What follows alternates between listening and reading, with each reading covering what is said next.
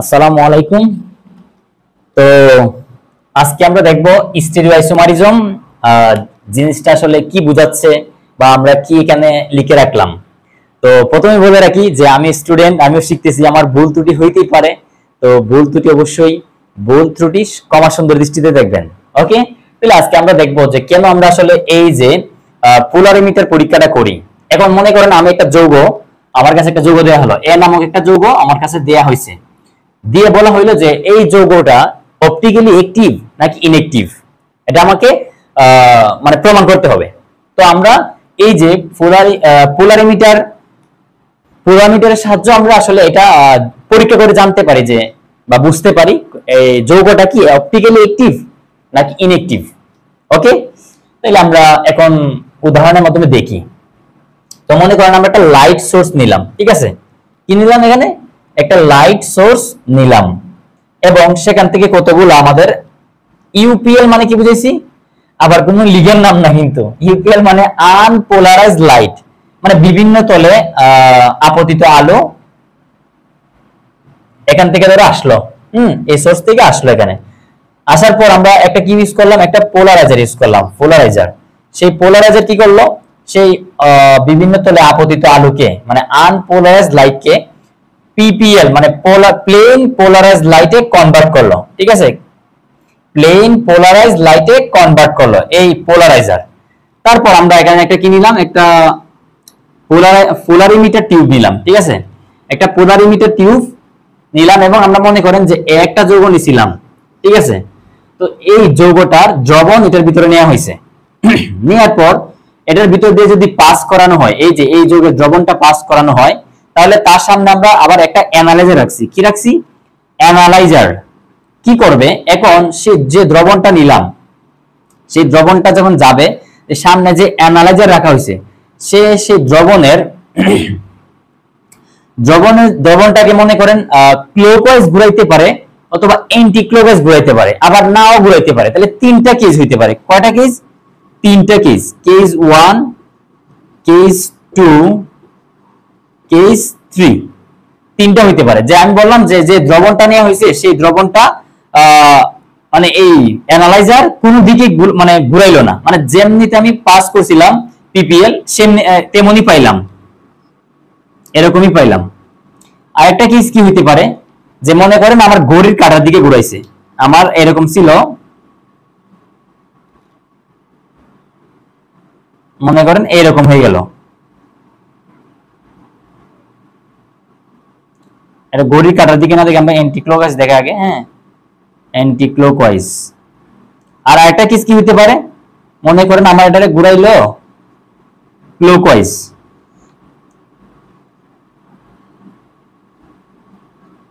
ঠিক আছে, এখন বুঝেন আমাদের এখানে তিনটা কেস সৃষ্টি হইতে পারে, মানে তিনটা জিনিস ঘটতে পারে আমাদের। যে আমি যে দ্রবণটা নিলাম, এই পোলারিমিটার দেওয়ার পর সেই অ্যানালাইজার কি করবে, সেটাকে তোমার মানে কি কোন দিকেই ঘোরাবে না। কি বললাম? ক্লকওয়াইজে ঘোরাবে না, আবার অ্যান্টি ক্লকওয়াইজে ঘোরাবে না। তাইলে যদি না ঘোরায় তাহলে কি হবে, যেরকম আমি প্লেন পোলারাইজড লাইট দিছিলাম ওই রকমই পাইলাম। তাইলে ওই ক্ষেত্রে কি হবে জানো, তাহলে আমরা জানবো যে ওই দ্রবণটা বা ওই যৌগটা আমাদের অপটিক্যালি ইনঅ্যাক্টিভ। কারণ যদি আলোক সক্রিয়, আমরা বলতেছি স্টেরিওআইসোমার, ঠিক আছে, মানে আলোক সমাণু। তো আলোক সমাণু হইতে গেলে অবশ্যই এই ভিতর দিয়ে যখন আমরা এই দ্রবণেরটা পাস করলাম, তাহলে এটাকে আলোকে কি করতে হবে, ঘুরাইতে হবে কোন একটা দিকে, ক্লকওয়াইজ আর অ্যান্টি ক্লকওয়াইজ। যেহেতু এটা ঘুরায় নাই, তাহলে কি হবে, অপটিক্যালি ইনঅ্যাক্টিভ। ওআই মানে কি, অপটিক্যালি ইনঅ্যাক্টিভ। এখন দ্বিতীয় কেস আমাদের কি সৃষ্টি হতে পারে, যে আমার ওই দ্রবণটা মনে করেন এই যে অ্যান্টি ক্লকওয়াইজ দিলাম, ঘড়ির কাঁটার উল্টা দিকে, কি বললাম, অ্যান্টি সিএলওসি অ্যান্টি ক্লকওয়াইজ ঘুরাইলো, ঠিক আছে, অ্যান্টি ক্লকওয়াইজ ঘুরাইতে পারে। আর এটা মনে করো ক্লকওয়াইজ ঘুরাইলো, সিএলওসি ক্লকওয়াইজ ঘুরাবে, হ্যাঁ। তো ক্লকওয়াইজ ঘুরালে আর অ্যান্টি ক্লকওয়াইজ ঘুরাইতে পারে, তখন এই দুইটাতে কি হবে, এই দুইটা ক্ষেত্রে হবে কি, অপটিক্যালি অ্যাক্টিভ। যেহেতু সেই দ্রবণটা কি করছে, আমার অ্যানালাইজারকে মানে অ্যানালাইজার সেই দ্রবণটাকে, সরি মানে ভুল বললাম, এই দ্রবণটা যেহেতু ঘড়ির কাঁটার বিপরীত দিকে অথবা ঘড়ির কাঁটার দিকে বিক্ষেপ দিছে, মানে ঘুরাইছে, তাইলে এগুলো কি হবে? অবশ্যই আলুর উপস্থিতিতে, মানে আলুর কি বলা যায়, আমরা বলতে পারি তোমার মনে করো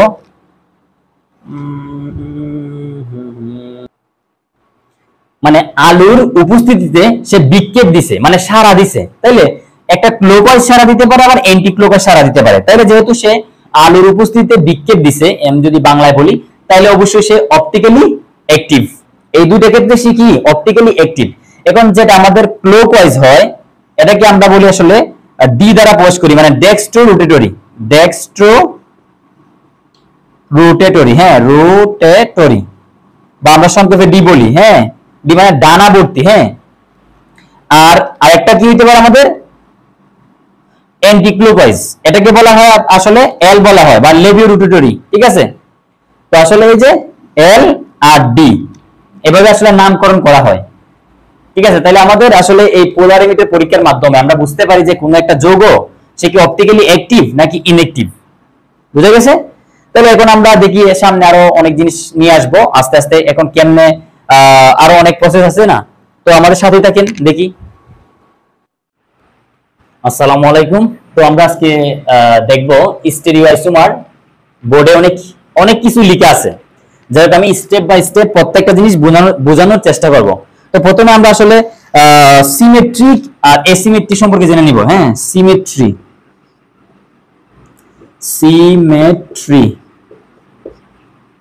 এসিমেট্রি মানে যদি আমি একটা হ্যাঁ এটা ধরো নিলাম, যদি আমি এটার মিরর ইমেজ নিই, যদি আমরা মনে করো একটা যৌগ নিলাম, এটার মিরর ইমেজ নিলে আবার কিন্তু আমরা এই পাবো, তাহলে সেম হয়ে গেল না, মানে প্রতিসম। সিমেট্রি মানে কি প্রতিসম।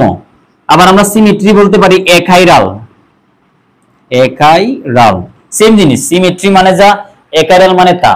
তাইলে যাদের মধ্যে সিমেট্রি আছে, মনে করো আমি একটা যৌগ, এটার আমি কি নিলাম, মিরর ইমেজ নিলাম, আবার কিন্তু এই পাবো, তাই না? তাইলে যদি সিমেট্রি হয়, তখন আমরা এই যৌগটাকে বলতে পারবো একাইরাল। তাহলে সিমেট্রি থাকলে এরা অপটিক্যালি ইনঅ্যাক্টিভ, মানে আলোক নিষ্ক্রিয়।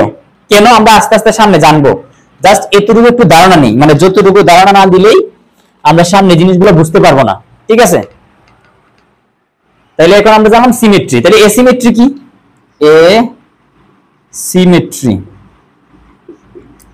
এসিমেট্রি মানে হলো অপ্রতিসম। অপ্রতিসম। এসিমেট্রি মানে কি অপ্রতিসম, বা আমরা বলতে পারি কাইরাল। তাহলে অপ্রতিসম মানে কি বোঝায়, সিমেট্রি মানে কি বোঝায়? যদি আমি একটা বি, কথার কথা বি একটা যৌগ নিলাম, যদি আমরা এটা মিরর ইমেজ নিই, তাহলে কিন্তু এটা এমনি উল্টা দেখতে পাবো, এরকম। ঠিক আছে, তাহলে অ্যাসিমেট্রি মানে কি অপ্রতিসম, বা আমরা খাইরাল করতে পারি। তাহলে কোন একটা যৌগের যদি আমরা মিরর ইমেজ নিই, তাহলে উল্টাটা পাবো। ঠিক আছে, এইটা যদি আমি এইটার উপর এনে বসাই দেই, তাহলে কি মিলবে? আমি কথার কথা এটা ধরে নিয়ে এটার উপর বসাই দিলাম। আমরা যৌগের মাধ্যমে দেখবো, অনেক এক্সাম্পল দেখবো, সমস্যা নাই। জাস্ট সিম্পল একটু ধারণা দিয়ে নিই, তাহলে আমাদের জিনিসটা পরবর্তী জিনিসগুলো বুঝাইতে আমার সহজ হবে। আর এটা যদি আমি এটার উপর নিয়ে বসাই দিই, হুবহু মিলে যাবে। তাহলে সিমেট্রি মানে কি প্রতিসম। আমি যদি আরেকটা জিনিস বুঝাই, মনে করেন আমি আমার হিউম্যান বডিটা যদি এই বরাবর ভাগ করে দেওয়া হয়, তাহলে এইদিকে হাত আছে, এইদিকে হাত আছে, ঠিক না? আবার এইদিকে একটা চোখ পাবে, এইদিকে একটা চোখ পাবে, তাহলে সমান দুই ভাগে ভাগ হয়ে যাবে, তাই না? এরকম আর কি। সিমেট্রি মানে প্রতিসম, মানে এরকম বোঝায়। যদি আমি এটা মিরর ইমেজ নিই, তাহলে এটা যদি এটার উপর বসাই দেই, তাহলে কি হবো, এটা এটার উপর হুবহু বসে যাবে। হুবহু বসে গেলে এটা বলা হয় সিমেট্রি বা সুপার ইম্পসিবল। ঠিক আছে, উপরিপাতন যোগ্য বাংলা বললে। আর এসিমেট্রি মানে কি, এটার যে আমরা মিরর ইমেজ নিব, একটার উপর একটা বসাইলে মিলবে না, মানে নন সুপার ইম্পসিবল। তো এগুলা কেন পড়তেছি, আমাদের সামনে কাজে লাগবে, এজন্য আমরা এগুলো পড়তেছি। ঠিক আছে, এখন আমরা এক্সাম্পলের মাধ্যমে কি পড়বো দেখেন, আমরা কি পড়তেছি। আমরা দেখবো যে কন্ডিশন ফর স্টেরিওআইসোমার, মানে আলোক সমানুর শর্তগুলো দেখবো। প্রথমত কি, কাইরালিটি। তাহলে অ্যাসিমেট্রিক কার্বন থাকতে হবে। কি থাকতে হবে? Asymmetric carbon. অ্যাসিমেট্রিক মানে কি কাইরাল কার্বন থাকতে হবে, বা অপ্রতিসম কার্বন থাকতে হবে।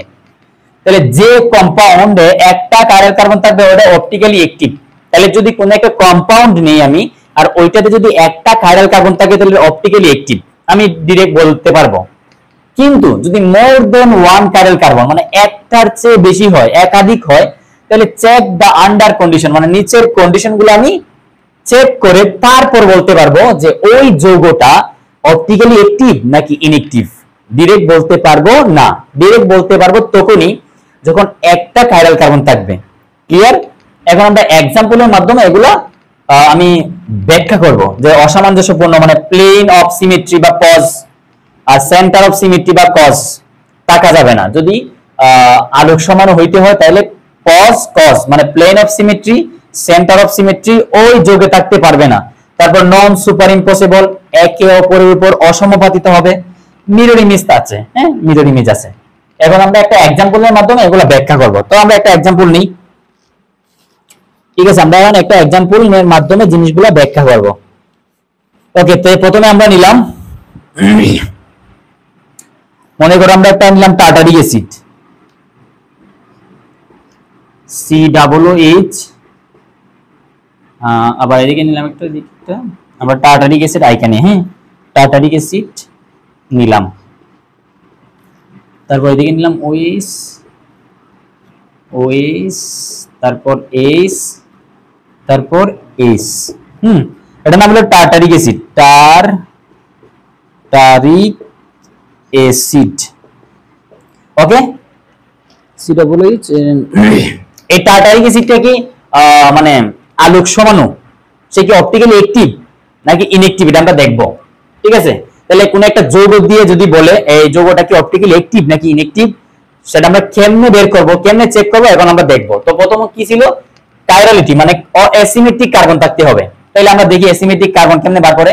আমরা যদি এই কার্বনটা ধরি, এই কার্বন যদি ধরি, এই কার্বনটা যদি আমরা ভেঙে লিখি তাহলে কি লিখতে পারি বলতো ভাইয়া?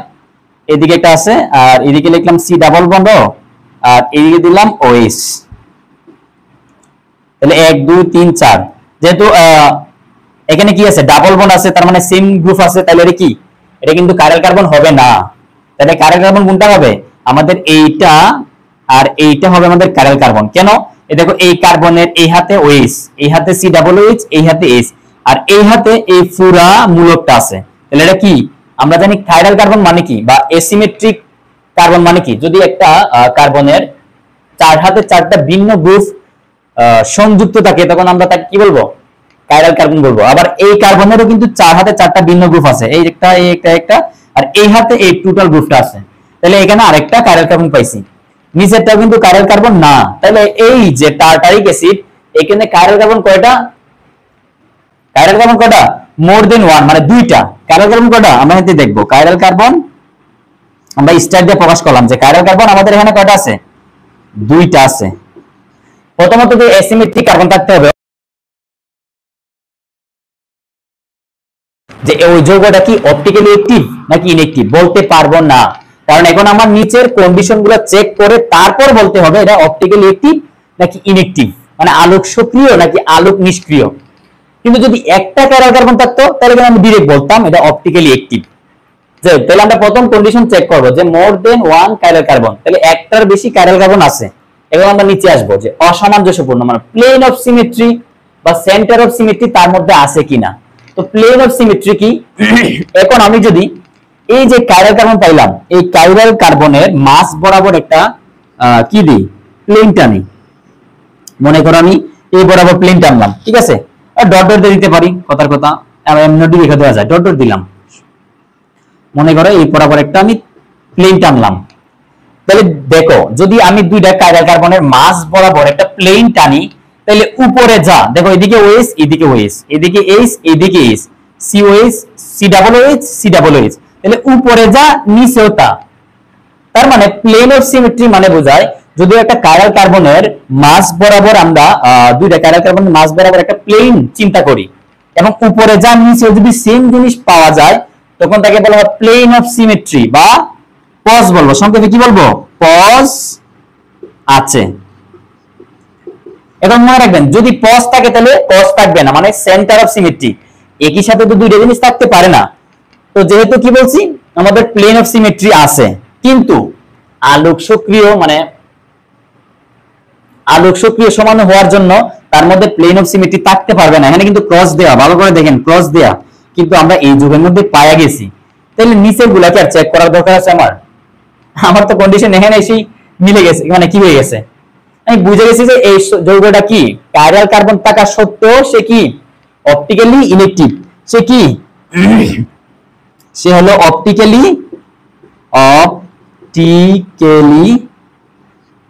ইনঅ্যাক্টিভ। তাইলে আমরা যদিও আমরা আগে জানতাম ইন্টারমিডিয়েট লেভেলে যে কাইরাল কার্বন থাকলে সেটা আলোক সক্রিয়, ঠিক আছে, স্টেরিওআইসোমার, কিন্তু আমরা এখন জানবো না কাইরাল কার্বন থাকলে সে আলোক সক্রিয় না। তার মধ্যে আরো অনেক কিছু আছে যেগুলা দিয়ে আমরা যাচাই করব যে ওই যৌগটি কি আসলে অপটিক্যালি অ্যাক্টিভ কিনা, মানে অপটিক্যালি কি অ্যাক্টিভ নাকি ইনঅ্যাক্টিভ। তাহলে আমরা জানলাম যেহেতু আমাদের মধ্যে কি পজ থাকতে পারবে না, কস থাকতে পারবে না, এটার মধ্যে পজ পেয়ে গেছি, তাহলে এই যৌগটা অপটিক্যালি ইনঅ্যাক্টিভ। ক্লিয়ার? আরো আমরা एग्जांपल দেব, ঠিক আছে, আরেকটা দিই। হ্যাঁ, আমরা আরো एग्जांपल এর মাধ্যমে এই জিনিসটা একেবারে ক্লিয়ার করার চেষ্টা করব। তাহলে আমরা আরো একটা एग्जांपल নেই। হ্যাঁ, ততক্ষণ আমার সাথেই থাকেন। এখন যদি আমি আরেকটা নিই, মনে করেন এরকম একটা যৌগ নিলাম। আচ্ছা, আমি যৌগটা লিখি, তারপর আপনারা একটু থাকেন। হ্যাঁ, আমি যৌগটা লিখে নিলাম আপনাদের সময় বাঁচানোর জন্য। এখন আমরা এই যৌগটা, হ্যাঁ, এখন আমরা বলবো যে এটা অপটিক্যালি অ্যাক্টিভ নাকি ইনঅ্যাক্টিভ। ঠিক আছে, তাহলে আমরা চিন্তা করলাম যে এখানে একটা কার্বন আছে, তাই না? তো এই কার্বনের রেখাতে আছে আপনার, এটা মানে কি বোঝায়, এটাকে বোঝায়, হ্যাঁ, এই যে এটা বলা ওয়েজ, এটা মানে বোঝায় এটা এই বোর্ডের বাহিরে আছে, হ্যাঁ, এভাবে আছে। আর এই ড্যাশ মানে বোঝায় এটা বোর্ডের ভিতরের দিকে আছে। কি আছে? ভিতর দিকে আছে। তো এখন লক্ষ্য করো ভালো করে, এই যৌগটা কি অপটিক্যালি অ্যাক্টিভ নাকি ইনঅ্যাক্টিভ এটা আমরা দেখব। প্রথমত কাইরাল কার্বন আছে কিনা, অবশ্যই আছে। কেমনে? এই দেখেন, এই কার্বনের এই হাতে আছে এই COOH মূলক, এই হাতে আছে CH3, এই হাতে আছে H, আর এই হাতে আছে HCOOH। অনেকে ভাবতে পারো যে এই দুটো তো সেম হয়ে গেল। না ভাই, এটা আছে ভিতরে, এটা আছে বাইরে। যাই হোক, আমি যারা বুঝাইতে চাইছিলাম যে এটা অপটিক্যালি অ্যাক্টিভ কিনা ইনঅ্যাক্টিভ, এটা কেমনে দেখবো? তো আমাদের কি আছে, অ্যাসিমেট্রিক কার্বন বা কাইরাল কার্বন আছে কিনা। হ্যাঁ, কাইরাল কার্বন অবশ্যই আছে, বুঝে, কিন্তু কাইরাল কার্বন আমাদের আছে। তারপর এখন আমরা যে কম্পাউন্ডে একটির অধিক কাইরাল কার্বন থাকবে, তাহলে অবশ্যই এখানে একটা কাইরাল কার্বন আছে, এখানে একটা আছে, ঠিক আছে। আবার এখানে কি চিন্তা করতে পারি আমরা? হ্যাঁ, এখানে ধরতে পারি, এখানে একটা আছে। এই হাতে দুইটা ভিন্ন মূলক, এই হাতে আবার কার্বন, এই হাতে মূলক আলাদা। হ্যাঁ, ঠিক আছে, সমস্যা নাই। তাহলে আমাদের কাইরাল কার্বন আছে, প্যারা নাই, একের অধিকই আছে। তারপর আমরা কি দেখবো, যেহেতু একের অধিক কাইরাল কার্বন আছে, তাহলে আমরা চেক করব কি প্লেন অফ সিমেট্রি অথবা সেন্টার অফ সিমেট্রি। এখন প্লেন অফ সিমেট্রি আমরা কি যদি একটা তল কল্পনা করি, এদিকে কাইটা দেই, তাহলে যদি সমান দুই ভাগে ভাগ করি, এদিকে যা পাবো এদিকে কিন্তু সেম জিনিস পাবো না।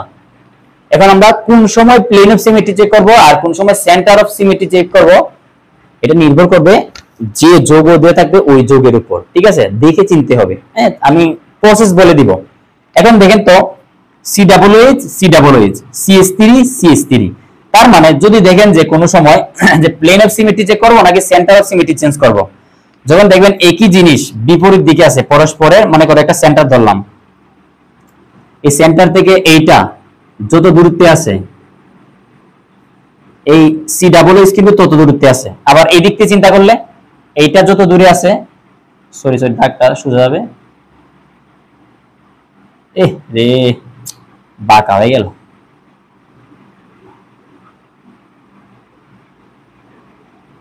বোর্ডের মধ্যে লেখাও যায় না। ঠিক আছে, তাহলে আমরা যদি এটা সেন্টার কল্পনা করি, হ্যাঁ, কি বলছি আমরা, সেন্টার অফ সিমেট্রি। তাইলে যদি আমরা একটা কেন্দ্র কল্পনা করি, সেন্টার কল্পনা করি, সেই সেন্টার থেকে এইদিকে যা থাকবে তার বিপরীত দিকে সেম জিনিস থাকবে, তখন তাকে বলা হয় সেন্টার অফ সিমেট্রি। আবার যদি এইদিকে যা আছে দেখো তার উল্টা দিকে কিন্তু সেম জিনিস আছে, তখন তাকে বলা হয় সেন্টার অফ সিমেট্রি। তাহলে প্রথমে কি দেখলাম, তার মধ্যে কাইরাল কার্বন আছে, হ্যাঁ আছে। তারপর কাইরাল কার্বন একটার অধিক, একটা দুইটা তিনটা, এখানে একাধিক আছে। তাহলে অবশ্যই আমাদের এইগুলা চেক করতে হবে, প্লেন অফ সিমেট্রি নাকি সেন্টার অফ সিমেট্রি। আমরা কোনটা চেক করব, আমরা দেখেই বুঝতে হবে। যদি একটা সেন্টার কল্পনা করি এবং সেই সেন্টার থেকে যদি বিপরীত দিকে সেম জিনিসগুলো থাকে বা সেম গ্রুপগুলো থাকে, তখন তাকে বলা হয় সেন্টার অফ সিমেট্রি। ঠিক আছে, ওইদিকে আবার সেম গ্রুপ আছে, তাহলে আমার নিচের গুলো দেখার দরকার নাই, যেটা মিরর ইমেজ আছে কিনা বা নন সুপার ইম্পসিবল আছে কিনা, এটা অটোমেটিক মিলে যায়। এটা চেক করার প্রয়োজন হয় না। তাইলে আমরা বলতে পারবো এখানে কি আছে, কাইরাল কার্বন আছে। হ্যাঁ, কাইরাল কার্বন আছে অবশ্যই একাধিক। হ্যাঁ, একাধিক। তারপরে এখানে কি আছে, পজ নাই, মানে একসাথে তো দুটো জিনিস থাকতে পারবে না। তাহলে কি আছে ভাই, কজ আছে। কজ আছে। কজ মানে কি, কজ মানে হলো সেন্টার অফ সিমেট্রি। যেহেতু আমরা এই মলিকুলে সেন্টার অফ সিমেট্রি পাই গেছি, তাহলে আমরা বলতে পারবো এই যৌগটা অপটিক্যালি কি, অপটিক্যালি ইনএক্টিভ। আই মানে কি, অপটিক্যালি ইনএক্টিভ। আশা করি আমি বুঝাতে পারছি, ঠিক আছে। তাহলে এরপর আমরা কি দেখবো, এখন আমরা যদি আমাদের শীট থেকে কয়েকটা উদাহরণ নিই। দাঁড়ান আমি শীটটা নিয়ে আসি। শীট থেকে যদি কয়েকটা উদাহরণ নেই, আমাদের শীট থেকে কয়েকটা উদাহরণ দিয়ে আপনাদেরকে আরো আমি জিনিসটা ক্লিয়ার করার চেষ্টা করব। এই যে আমাদের শীটের মধ্যে দেয়া আছে এই যে প্লেন অফ সিমেট্রি আর সেন্টার অফ সিমেট্রি, ঠিক আছে। এই যে সেন্টার অফ সিমেট্রি এখানে দেয়া আছে। তাহলে আমি বই থেকে একটা উদাহরণ নিয়ে বুঝাই দিই, সিমেট্রি যদি কেউ না বুঝে থাকেন, ঠিক আছে, এগুলো আমাদের কাজে লাগবে ভাই। এখন আমি যদি এটা আমাদের বই থেকে একটা ডিরেক্ট একটা উদাহরণ নেই, তাও আমরা বুঝতে পারবো। আমি ধরো এইটাই নিলাম, আমাদের বইয়ের একটা নিলাম, এখানে দেওয়া আছে এভাবে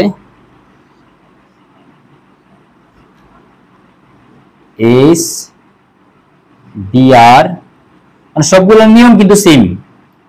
আপনি যেরকমই দেখেন, এটাও বিআর, এটা হলো এস, এটা হচ্ছে সিএস3। আমি নামটা বললাম না, এটা হলো অপটিক্যালি একটি, এটা 2,3 ডাইব্রোমোবিউটেন, 2,3 ডাইব্রোমোবিউটেন না, হ্যাঁ ডাইব্রোমোবিউটেন, যেহেতু 4টা কার্বন আছে। হ্যাঁ, 1 2 3 4, হ্যাঁ 2,3 ডাইব্রোমোবিউটেন। এটা কি এটা প্লেন অফ সিমেট্রি আছে কিনা, আমরা যদি এই যে এটা কার্বন কার্বন এখানে একটা আছে এখানে একটা আছে, এটা মাঝ বরাবর যদি একটা কল্পনা করি, তাহলে উপরে যা থাকতেছে নিচে সেম জিনিস পাইতেছি। দেখেন এটার এই ভাগে যা আছে উপরের ভাগে সেম জিনিস আছে, তখন আমরা এটা কি বলবো, এটাকে বলবো প্লেন অফ সিমেট্রি বা পজ। এটাতে কি আছে, পজ আছে, ঠিক আছে। এখন যদি আমরা আরেকটা দেখি, কজ কিভাবে কল্পনা করে বা কজ কিভাবে হিসাব করা হয়। এবার আমি একটা যৌগ নিলাম, আপনার বই থেকে হোক শীট থেকে নিলাম, সি, এখানে একটা সেন্টার কল্পনা করা হয়েছে, আর একটা সি, এটা ড্যাশ,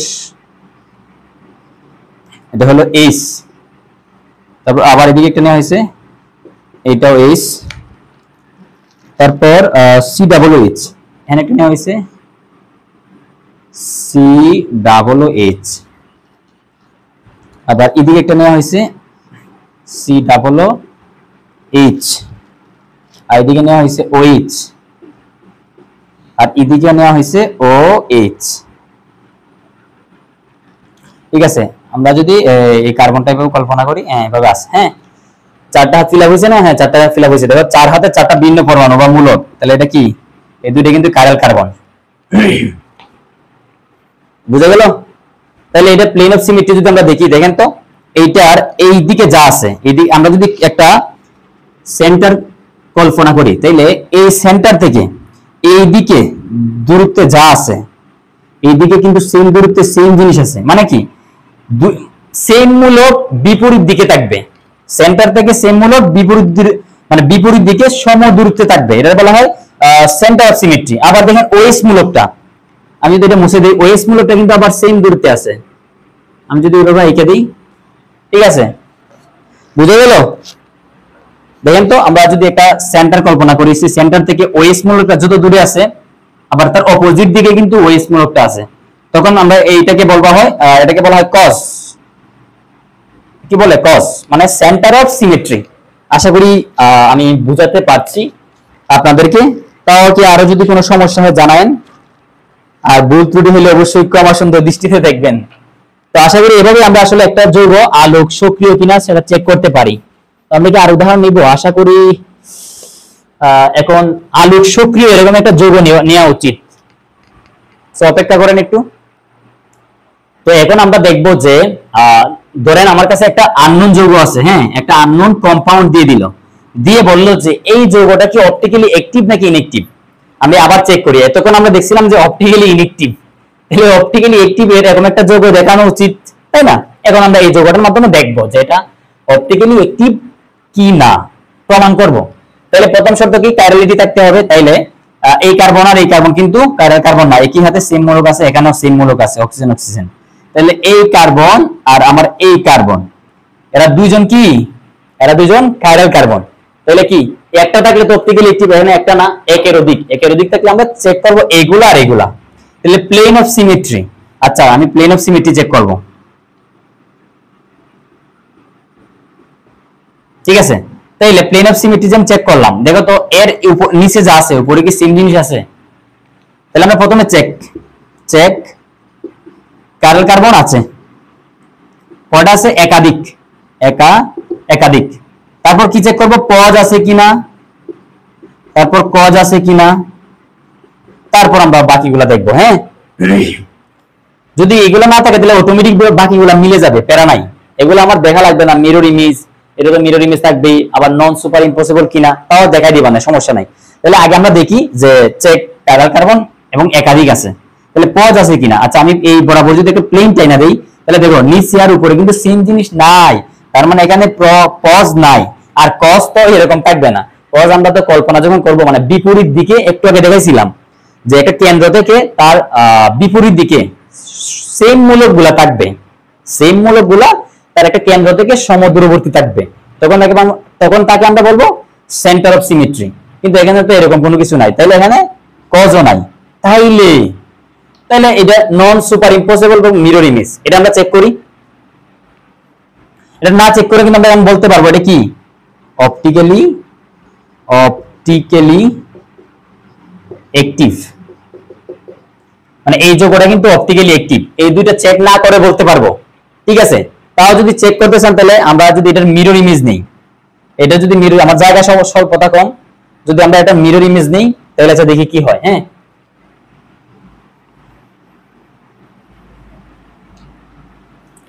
না বাকি দুইটা শর্ত মিলে কিনা আমরা চেক করি। হ্যাঁ,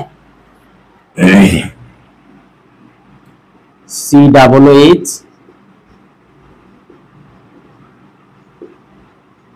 একটা CH3 ছিল তাই না, তারপর কি ছিল OH Cl H, যে কোনো জিনিস তো এমনি মাইনা নেওয়া উচিত না, প্রমাণ করে মানে মানে আপনাদেরকে বুঝাইতে হবে তাই না। আপনারা সায়েন্সের স্টুডেন্ট, আবার রসায়ন নিয়ে পড়াশোনা করতেছেন, তো আমাদের তো আসলে এমনি এমনি মানা উচিত না। তাহলে মিরর ইমেজটা আমরা দেখবো, চেক করব, তারপর বাকি দুটো প্রুফ করব। এতটুকু তো আমরা প্রুফ করছি, তাহলে এই দুটো যে অটোমেটিক মিলে যায় এটা চেক করতে হবে না, অবশ্যই চেক করতে হবে, দেখবো।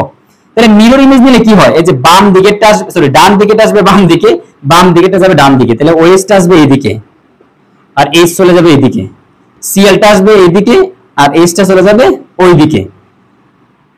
তাহলে মিরর ইমেজ আর নন সুপার ইম্পসিবল, হ্যাঁ মিরর ইমেজ আছে, এই যে আমরা দেখলাম মিরর ইমেজ আছে। তাহলে এখন দেখবো যে নন সুপার ইম্পসিবল কিনা। নন সুপার ইম্পসিবল মানে কি, পরস্পরের উপর অসমপাতিত হবে। তাহলে এখন আমি আপনাদের বুঝাই অসমপাতিত জিনিসটা কি। এই যে মনে করেন এই হাত, এই হাতের উপর যদি আমি এই হাত রাখি তাহলে কি দেখেন তো পরস্পরের উপর সমাপাতিত হয়েছে, তাই না, মিলে গেছে। এখন আমি যদি এইভাবে রাখি, দেখেন ভালো করে দেখেন, এই যে মিলে নাই, এই চারটা মিলছে, এটা কিন্তু মিলে নাই, এটা বলা হয় অসমপাতিত। তাহলে আমি যদি এই যোগটাকে টাইনা নিয়ে এটার উপর রাইখা দেই, তাহলে COOH মিলছে, CH3 মিলছে, কিন্তু এই দুটো কি মিলছে, দেখেন এইটা যদি আমি টাইনা এটার উপর নিয়ে বসাই দেই, এটার OH আর এটার H, এটার Cl আর এটার H, আর এদিকে H এদিকে OH, এদিকে H এদিকে Cl, এটা টাইনা এটার উপর বসাই দেন, মিলবে না কিন্তু, এটা কিন্তু মিলবে না। দেখেন এইদিকে আছে OH, যদি টাইনা মনে এখন কল্পনা করেন এটার উপর বসাই দিলাম, পরস্পর কিন্তু বিপরীত দিকে আছে, তাহলে মিলবে কি না, তাহলে কি নন সুপার ইম্পসিবল, প্রমাণিত। বলছিলাম না যদি এইখান পর্যন্ত আসতে পারেন এই দুটো অটোমেটিক মিলে যায়, প্রমাণিত। দেখেন এটা যদি আমি টান দিয়ে এটার উপর বসাই দিই মিলবে না কিন্তু, তাহলে এরা অসমপাতিত, এরকম থাকবে, মনে করেন এরকম এরকম, দেখা যাচ্ছে কিনা বুঝতেছি না, এরকম। আর সমপাতিত মানে কিভাবে মিলে যাবে। তাহলে আমরা আসলে মোটামুটি বুঝলাম যে একটা যৌগ আলোক সক্রিয়, মানে অপটিক্যালি অ্যাক্টিভ কিনা, বা অপটিক্যালি কি অ্যাক্টিভ নাকি ইনঅ্যাক্টিভ, সেটা আমরা কিভাবে বের করব, এটা প্রসেসটা দেখলাম। এখন আমরা দেখব এনানসিওমার, ডায়াস্টেরিওমার, রেসিমিক মিক্সচার, এপিমার, এনোমার, এগুলো আমরা দেখবো। ওকে, থাকেন সাথেই থাকেন।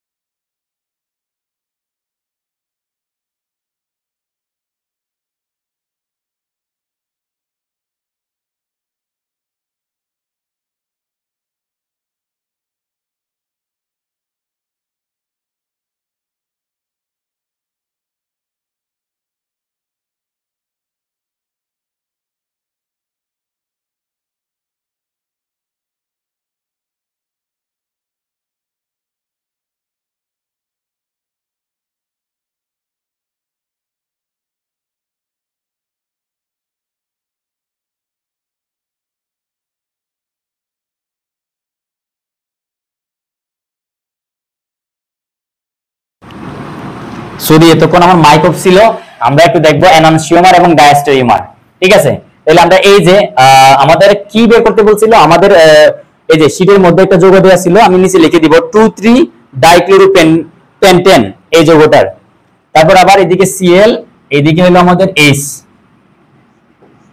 আর নিচে হলো CH2 CH3, মানে অপর হাতে, তাই না? CH2 CH3।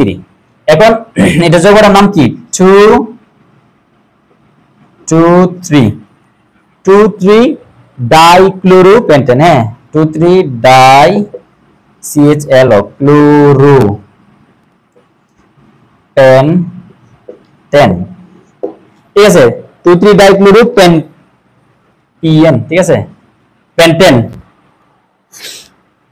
পেন্টিন। ঠিক আছে, এখন আমরা এই যৌগটার এনানসিওমার এবং ডায়াস্টেরিওমার এই সম্পর্কগুলো দেখব। ঠিক আছে, তো এই যৌগগুলো থেকে আসলে কি কি লেখা যায় এগুলো আমরা সবগুলা ফাইন্ড আউট করব। প্রথমে আমরা কি করব জানেন? প্রথমে যে যৌগটা দেয়া থাকবে, এটা তো এইভাবে আসলে নাম লেখা ছিল, তো এইভাবে থেকে আমরা এভাবে লিখতে হইছে। এটা আমাদের শীটে আছে, আপনারা এখান থেকে একটু দেখে নিন। হ্যাঁ, এই যে ওইখান থেকে আমি এইভাবে লিখলাম। তারপর এখানে কি করব, আমি এটা মিরর ইমেজ নিব, মিরর ইমেজ আমি নিব। ঠিক আছে, মাঝখানে মাইক্রোফোন অফ ছিল, যা আল্লাহ বাঁচাইছেন। যদি মাঝখানে না বুঝতাম যে অন হইছে না, তাহলে তো একেবারে বিপদ হয়ে যেত। তো মিরর ইমেজ মানে কি, আমরা তো পারি মিরর ইমেজ নিতে, তাই না? CH3 ঠিক থাকবে, এখানে এসে চেঞ্জ হবে। হ্যাঁ, CH2 CH3, তাহলে এটা কি হবে? এটা আসবে এদিকে, এটা যাবে ওইদিকে, এটা আসবে ওইদিকে, এই Clটা যাবে ওইদিকে। এখন এটা কিন্তু পরস্পরের মিরর ইমেজ। কি ইমেজ? Mirror image. তাহলে আমরা এটা ধরলাম 1, এটা ধরলাম আমাদের 2। তারপর কি করব, আমরা 1 এর সাপেক্ষে 3 নাম্বার যে আমরা লিখবো, কেমনে লিখবো জানেন? আমরা এখানে কাইরাল কার্বন কয়টা? কাইরাল কার্বন আমাদের এখানে কিন্তু 2টা, না ভাইয়া? এখানে কাইরাল কার্বন আমাদের 2টা। আমরা যে কোনো একটা কাইরাল কার্বনকে চেঞ্জ করব আর একটাকে ফিক্সড রাখবো। ঠিক আছে, তাহলে কি হয়? এই কাইনেটের নাম কি এটা আমরা জানবো। হ্যাঁ, CH3, তারপর C, এদিকে হাত দিলাম, এদিকে আবার দিলাম, এদিকে CH2 CH3। এবার আমি কি বললাম যে আমরা 1 2 3 4টা, আমাদের এখানে কার্বন আছে 4টা, কিন্তু কাইরাল কার্বন কয়টা? 2টা। আমি কি বললাম যে আমাদের 2 নাম্বার, এদিক থেকে গণে গেলে এটা 2 নাম্বার, মানে 2 নাম্বার কাইরাল কার্বনটাকে কি করব? 1 2, এই 2 নাম্বার কাইরাল কার্বনটাকে চেঞ্জ করব, আর আরেকটাকে, আর বাকি যে আরেকটা কাইরাল কার্বন থাকবে ওটাকে আমরা ফিক্স রাখবো। তাহলে ফিক্স রাখবো মানে কি? চেঞ্জ করব না। H, মনে রাখো আমরা কিন্তু A এর সাপেক্ষে করতেছি, A এর সাপেক্ষে, এটা না কিন্তু, এটা সাপেক্ষে না, A এর সাপেক্ষে এটা করতেছি। তাহলে কি করলাম? আমি বললাম যে আমরা 2টা কাইরাল কার্বন থাকলে একটা কাইরাল কার্বন, মানে 2 নাম্বার কাইরাল কার্বনটা আমরা চেঞ্জ করব, আর অন্য যে কাইরাল কার্বনটা আছে ওইটা আমরা সেম রাখবো, মানে আনচেঞ্জড, পরিবর্তন করব না। তো এটা যে আমরা চেঞ্জ করি, মানে এটা নেই, তো এটার H টা যদি এদিকে নিয়ে আসি আর Cl টা যদি এদিকে নিয়ে যাই, তাহলে কি হয় জানো? তাহলে 1 এর সাপেক্ষে 3কে আমরা বলতে পারি, এটার নাম হলো আসলে ভাইয়া ইপিমার। ইপিমার আমাদের বইয়ে কিন্তু এই টার্মটা আছে। যদি আমরা 2 নাম্বার কার্বনে কি আনি? চেঞ্জ আনি। যদি 2 নাম্বার কাইরাল কার্বনে আমরা চেঞ্জ আনি, তখন তাকে আমরা বলবো ইপিমার। আমি আপনাদের দেখাচ্ছি, এই যে, ঠিক আছে, সিটের মধ্যেই আছে ইপিমার, a pair of diastereomeric aldols that differ only in configuration about C2 are called ইপিমার। C2 দেখেন 1 2, দেখেন তো C2 1 2 3 4 5। হ্যাঁ, ওকে, আশা করি বুঝাইতে পারছি। তারপর কি করব আমরা? এই যে যৌগটা পাইলাম, আমরা যে ইপিমার পাইলাম, সেই ইপিমারের আমরা কি নিব? আবার মিরর ইমেজ নিব। কি নিব? আবার মিরর ইমেজ নিব। এইটা যদি মিরর ইমেজ নিয়ে আমরা কি পাইতেছি ভাই? CH3, এটা নিলাম, এটা নিলাম, এটা CH2 CH3, তাহলে এটা Cl। তাহলে মিরর ইমেজ মানে কি? এই দুইটা এদিকে চলে আসবে, এই Cl দুইটা এদিকে চলে আসবে, বাম দিকে একটা ডান দিকে আসবে, আর এই দুইটা হাইড্রোজেন অন্য দিকে চলে যাবে। এটা 3, এটা হলো 4। কেমনে লিখলাম আমি আবার বলি, আশা করি আমি কোনো ভুল লিখি নাই। প্রথমে আমরা কি করছি, যে যৌগটা দেয়া ছিল আমাদের 2,3 ডাইক্লোরোপেন্টেন, সেটার মিরর ইমেজ নিলাম। তারপর আমরা কি করলাম, 1 নাম্বার থেকে 3 নাম্বার কেমনে লিখলাম, আমরা কি করছি জানেন, এখানে দুইটা কাইরাল কার্বন আছে, তার মানে 2 নাম্বার কাইরাল কার্বনকে চেঞ্জ করছি, আর বাকি যার একটা কাইরাল কার্বন আছে এটাকে সেম রাখলাম। তখন এইটা 1 আর 3 কে পরস্পরের ইপিমার বলা হয়। ঠিক আছে, কি বলা হয়, ইপিমার।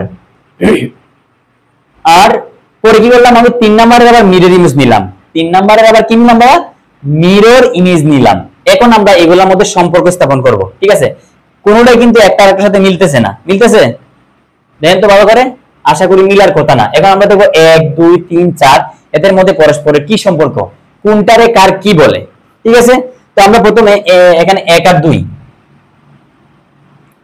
এই বসা না কেন, এখানে 1 and 2, ঠিক আছে, তারপর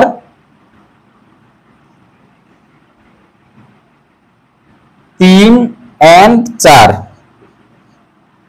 সরি 4, এদেরকে পরস্পর কি বলে। আর দেখবো আমরা 1 আর 3, 1 and 3, তারপর 1 4, তারপর দেখবো আমরা 2 4, ঠিক আছে,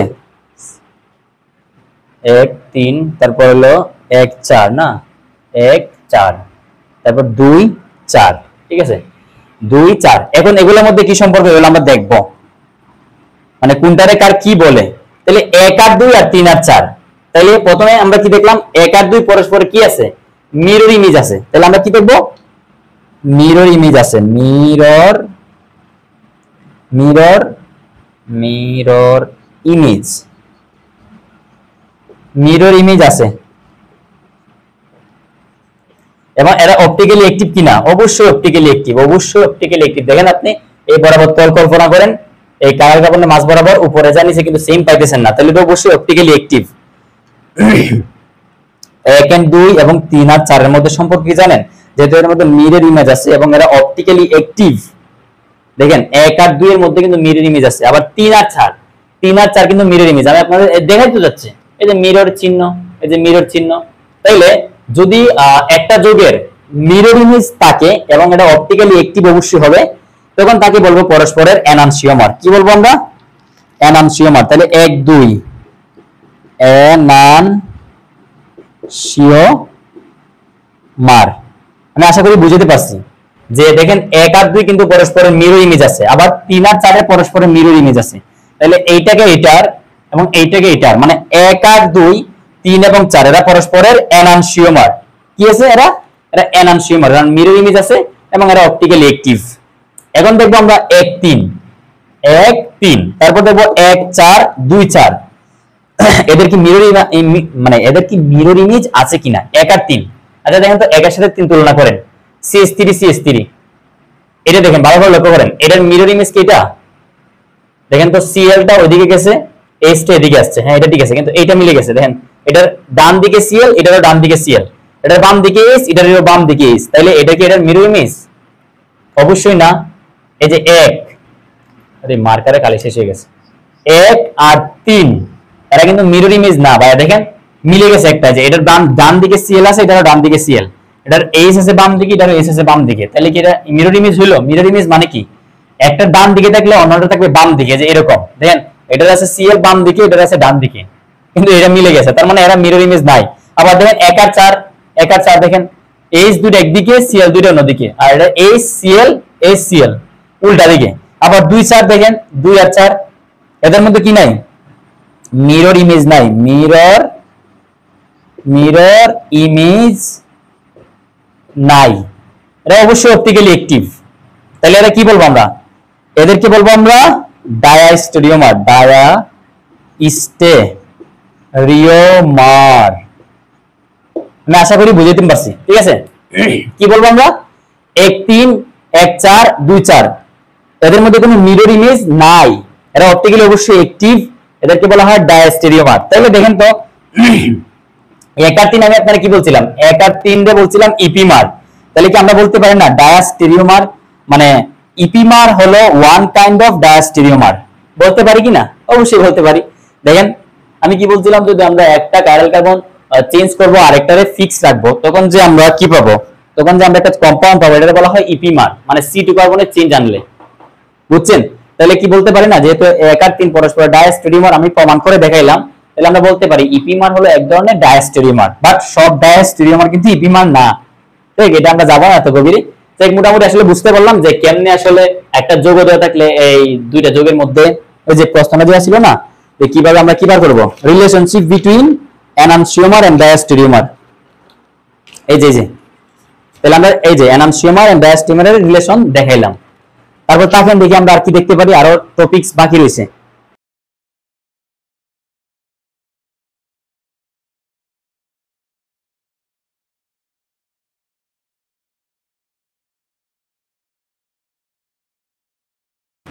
আমি চেষ্টা করছি যে টপিকস গুলা সুন্দরভাবে বোঝানোর জন্য। যদি আমার কোনো ভুল ত্রুটি হয়ে থাকে অবশ্যই ক্ষমা সুন্দর দৃষ্টিতে দেখবেন। আমি আবারও বলছি, আমি স্টুডেন্ট, আমিও পড়াশোনা করতেছি এবং এই কোর্সটা আমারও পরীক্ষা দিতে হবে। এজন্য ভাবলাম যে আপনাদের যদি একটু উপকার হয় তাহলে এটি আমার সার্থক, যে আমি আপনাদের একটু হেল্প করতে পারলাম। ঠিক আছে, আর যদি আমার কোনো ভুল হয় তাহলে আপনারা অবশ্যই কমেন্টে জানাবেন কোন জায়গাতে ভুল হয়েছে, আমি ঠিক করে নিব। ঠিক আছে, তো সবাই ভালো থাকবেন। আর যদি কিছু কিছু টপিক যেমন রেসিপি মিক্সচার বা মেসো কম্পাউন্ড, এগুলো জাস্ট এখন পড়লে বুঝে যাবেন। ঠিক আছে, আশা করি এখন আপনাদের আর কঠিন মানে মনে হবে না। আমি চেষ্টা করছি ইম্পর্টেন্ট জিনিসগুলো ফোকাস করে আপনাদের শেখানোর। তো মাঝে একবার কিন্তু আমি যে আপনার মনে করেন এই যে মাইক্রোফোনটা এটা ডিসকানেক্ট করে ফেলছিলাম, তো 30 সেকেন্ড বা 1 মিনিট হয়তো বা কথা শোনা যাবে না, তো হতাশ হওয়া যাবে না, এরপর থেকে ঠিকঠাক শোনা যাবে। ঠিক আছে, তো সবাই ভালো থাকবেন, আমার জন্য দোয়া করবেন। আসসালামু আলাইকুম।